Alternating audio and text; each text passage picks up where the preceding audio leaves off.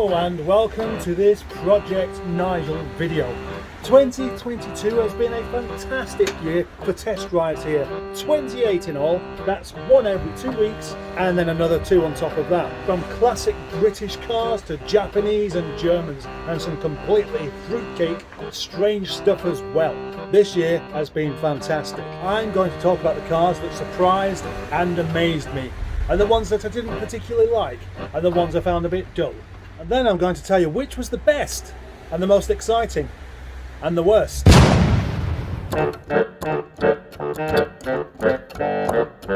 First thing I thought I would talk about is, of all these cars I've driven this year, which one is the best built?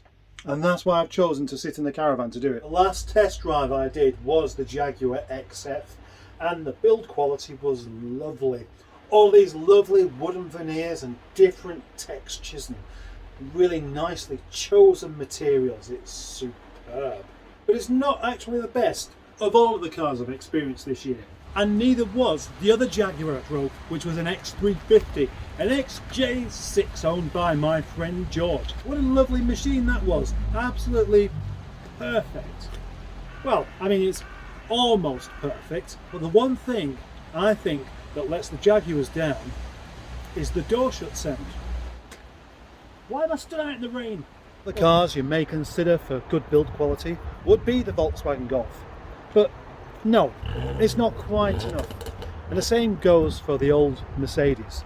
Very strong cars, but there's still something better. And I can honestly say, without any kind of argument or doubt whatsoever, that the Subaru Legacy Type B was the best car I've driven probably ever for build quality. It is fantastic. When a word like fantastic isn't quite emotive enough, that's the situation here.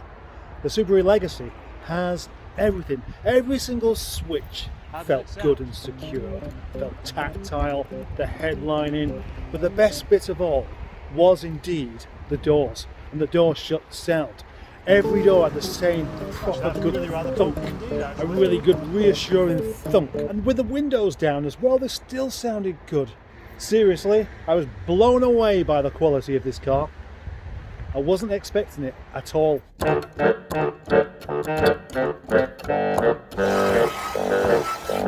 The thing I've been looking out for most to test drive has been classic cars. So there's no wonder really I've had a few that give that lovely warm nostalgic experience. The Vauxhall Nova was a very good example of this. I was never a fan of the Vauxhall Nova, but it is quite a cute little car. It's not the easiest to get along with though, really, because the steering column rubs against your feet as you drive. There's not a lot of room down in that footwell there, but that's not what this is about. This is about that nostalgic feeling, and I'm sure that anybody that did have a Nova would remember that and find the inconvenience of having the steering column rub on your feet rather quaint and actually like it. This year I got to have another go in an Austin Allegro. I've not driven one of those since the early noughties when I had one, and it was one of those cars which I didn't understand why people dogged them so much, because it always worked. It was always quite a nice car to drive, come to think of it, besides the occasional suspension knock. And then Allegro man turned up with this Allegro, which was immaculate. I mean, what a superb condition car that actually was. It was fantastic. It did make me feel nostalgic, but it was trumped by the Mk.2 Astra. It is the odd thing. I've never owned a Mk.2 Astra, and I've never even driven one before. But I got in it and it just drove so easily, and it was one of those cars where you didn't really have to think about it. It was one of the early cars where life was made easy. You didn't have to learn how to drive it, and that made it well, certainly stress-free. This car was around all over the place when I first learned to drive, so nostalgia way up there.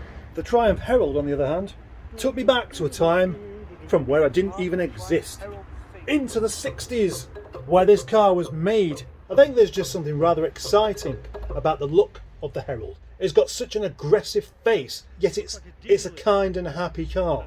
So it's an unusual mix. But unfortunately, it didn't drive the way I would have liked it to have done. It was a bit awkward with the gearbox, and it felt like the The back end was really, really unstable. Apparently a couple of these things have now been fixed.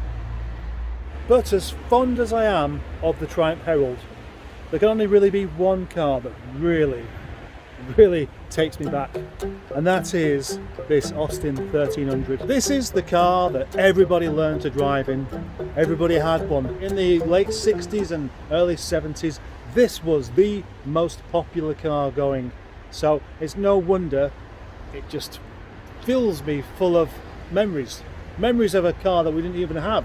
Only joking, of course we had one. We had a green one that was rotting away every year. It had to be welded every single year because the sills kept falling apart. But it never broke down, and it always seemed to be happy to do the job. And that's exactly why Senior Mustard has this car, because of the fond memories of the humble little car, the everyman car that just wants to go to work. This was a really nice experience.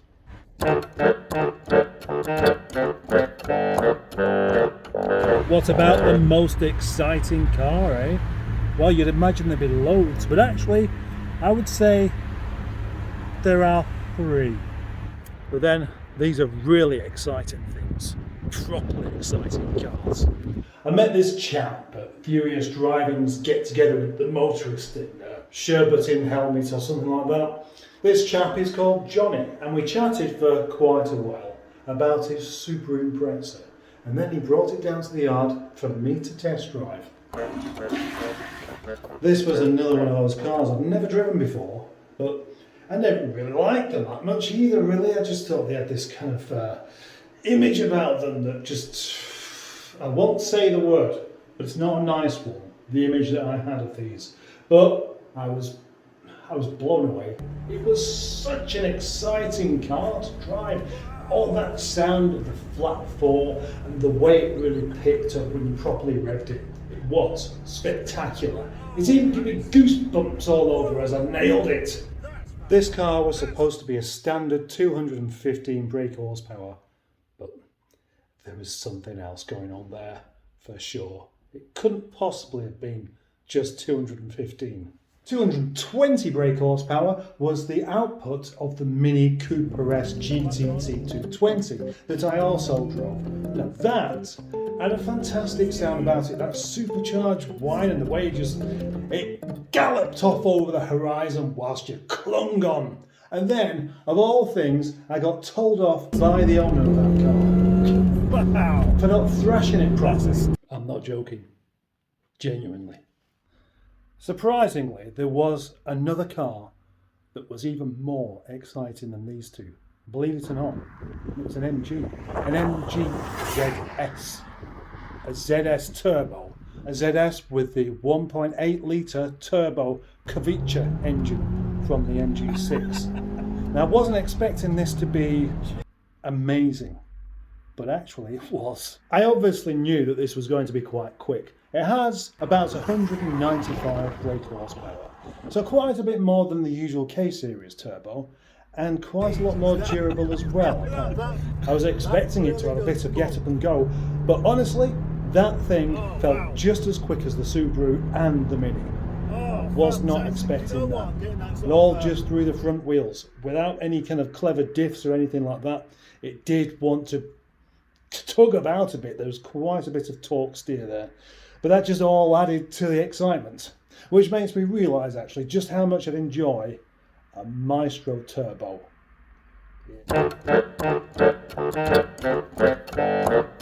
Now I want to talk about modified cars, or in other words, terrible cars.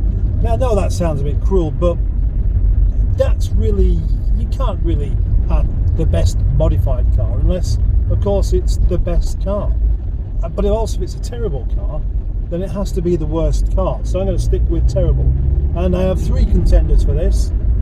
Aaron's Volkswagen Polo, Simon's Volkswagen Beetle, and Tom's Citroën C1.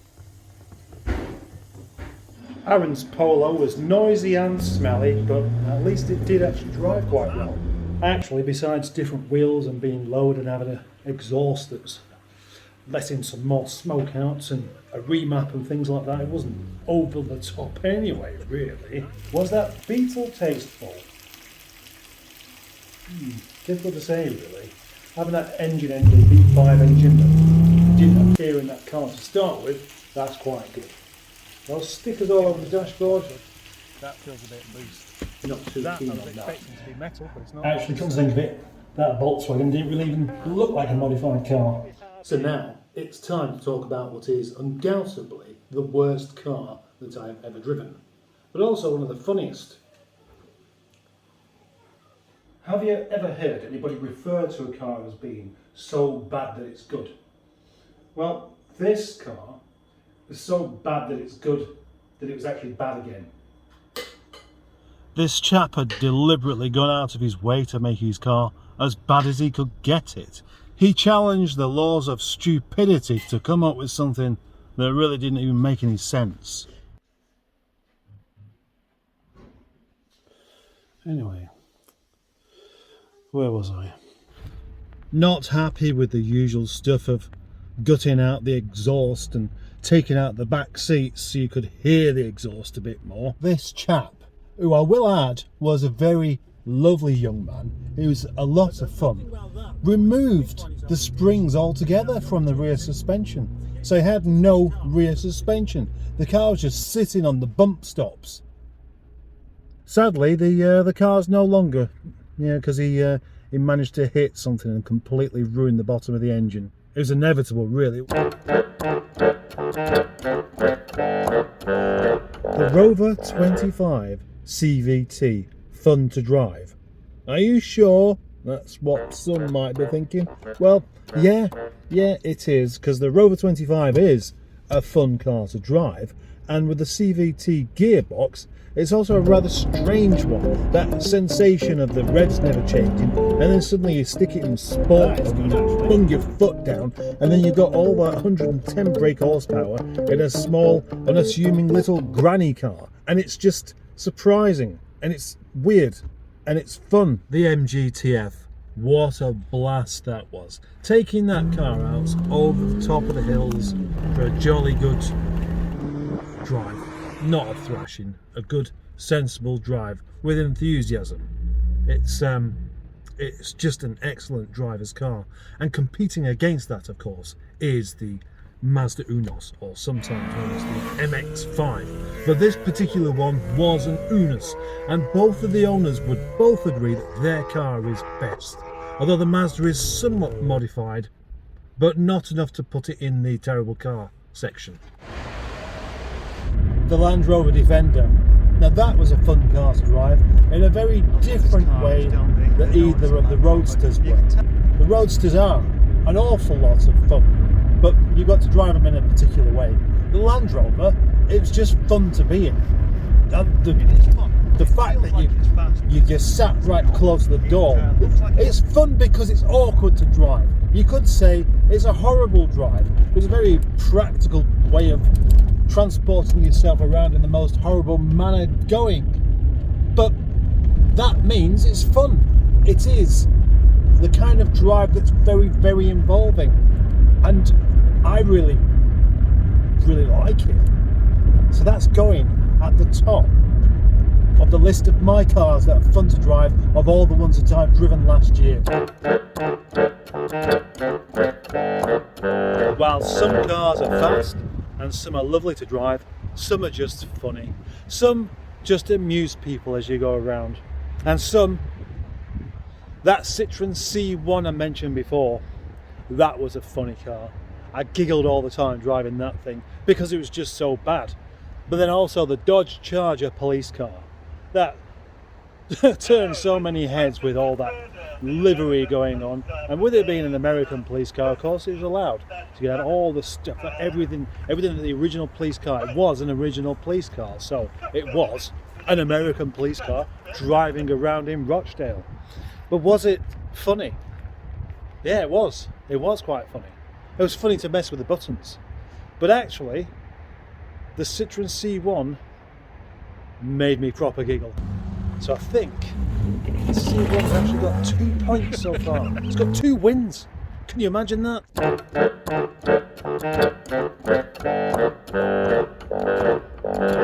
Sometimes what makes a car is the sound of it.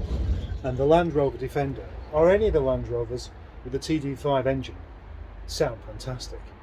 It's just such an animal sound. It sounds scary. It sounds like somebody's going to get hurt, especially with a straight through exhaust.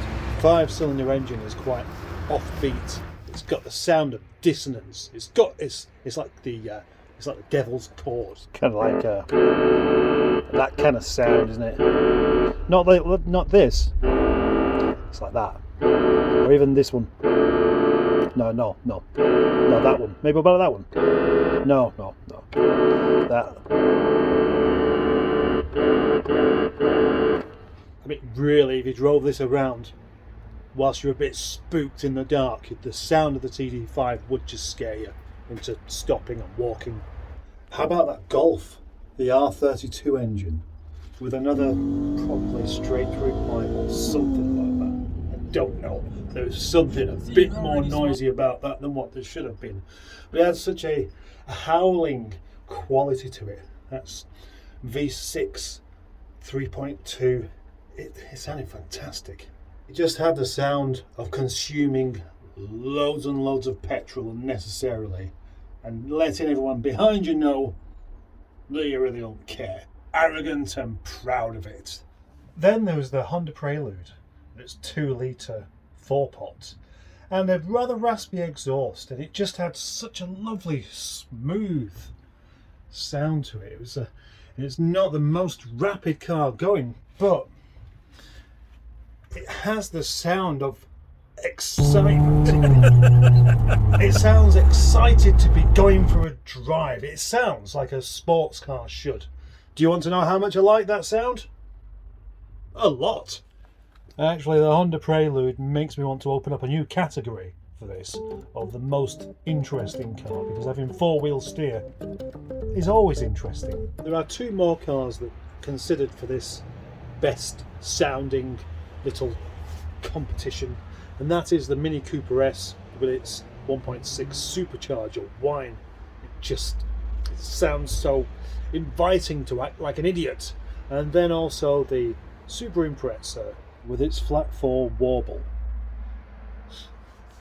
Yes, now the Subaru was always one of those sounds I really didn't like, but typically once I got in it and actually drove it myself and give it a bit of some clogging, then I felt very differently, and suddenly this is fantastic, and I really did like the sound of it. I like the whole experience was one of total excitement, as I've mentioned. But the supercharged Mini just about pips it, I think. It's just the sound of naughtiness, doing something you probably shouldn't be. You shouldn't hear it unless you're charging down the slip road onto the motorway or going up a hill over the moors. And that, if you can hear it any other time, then you're kind of giving your game away. Come out the corner. Jeez! Wow! That's astonishing. And that's why I like it. Do you know, driving isn't all about going quickly or making loads of noise as you do it. Sometimes, and in fact, really the majority of the time, it should be about getting to your destination relaxed and not annoyed. And for that, you need a car that is relaxing to drive.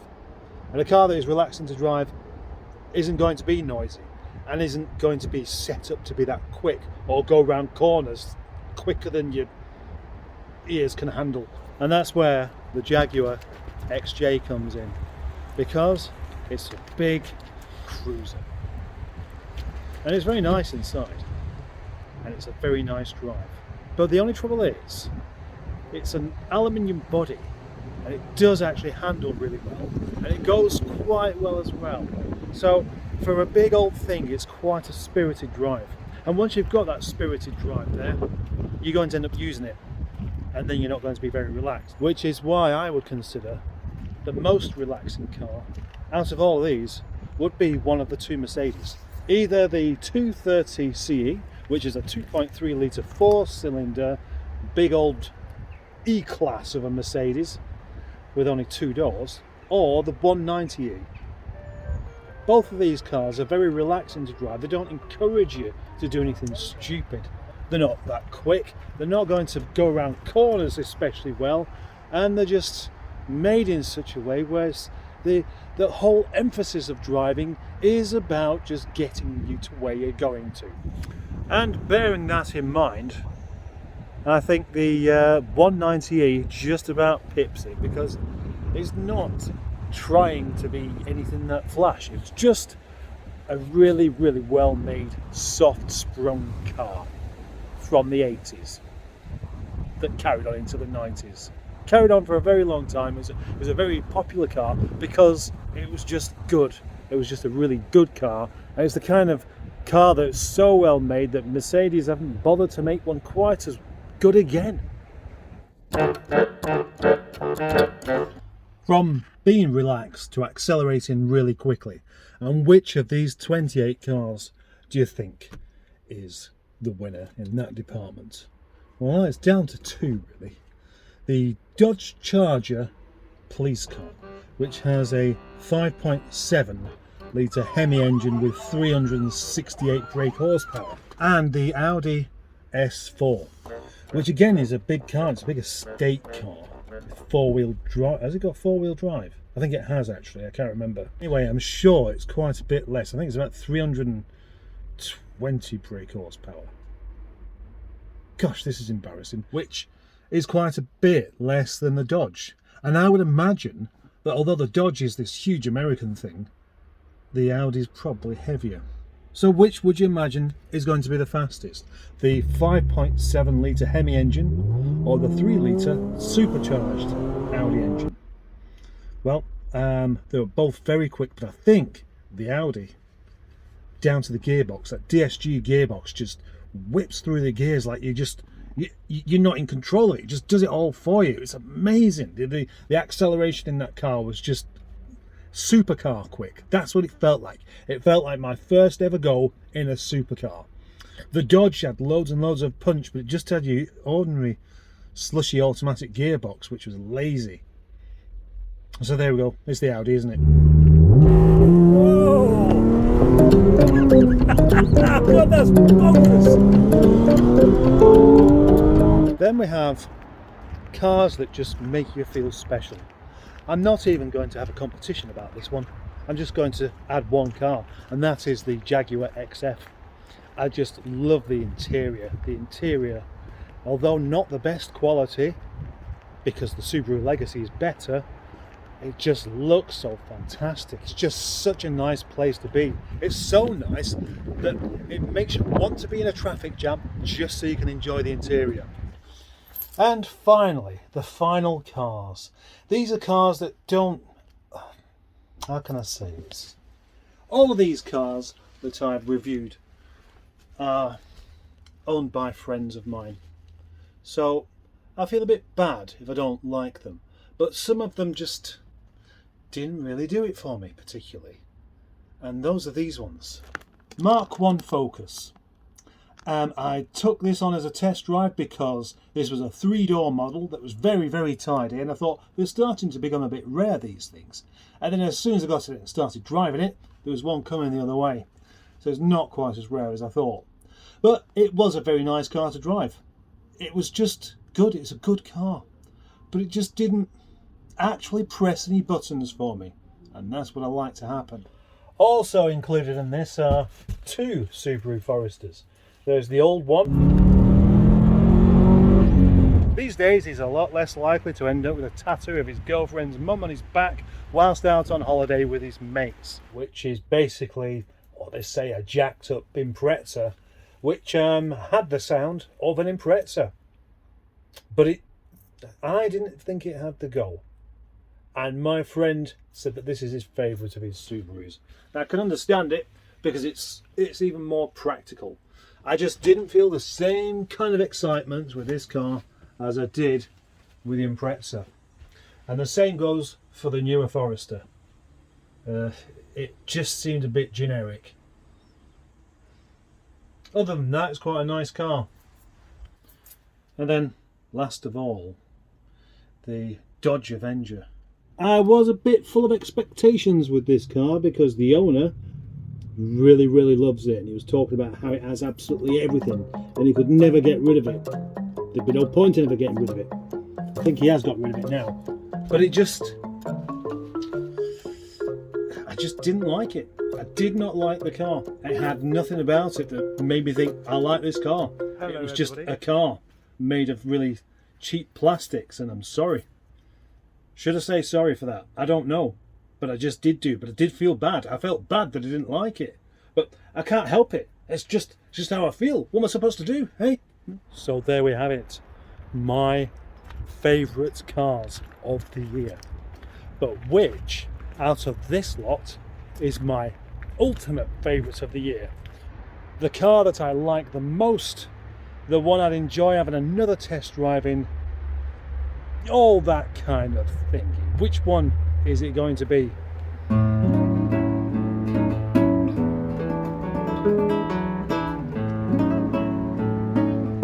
Yeah. You would think with so many really great cars here, choosing an absolute final favourite would be really difficult. But you know what? It wasn't. Only one of these cars has this special combination of making you feel truly happy as you drive it and making other people smile as you drive by them. The Austin 1300 is that happy chap that will work every single day and not complain once. Finished in sunshine orange, it looks like the worktop of a 70s kitchen. It drives fantastically, it's quick enough to keep up with modern traffic, so unless you want something that's grey and full of airbags and oh gosh, I just can't explain a modern car without getting utterly depressed. Let's forget about that. The Austin 1300. Such a clear winner.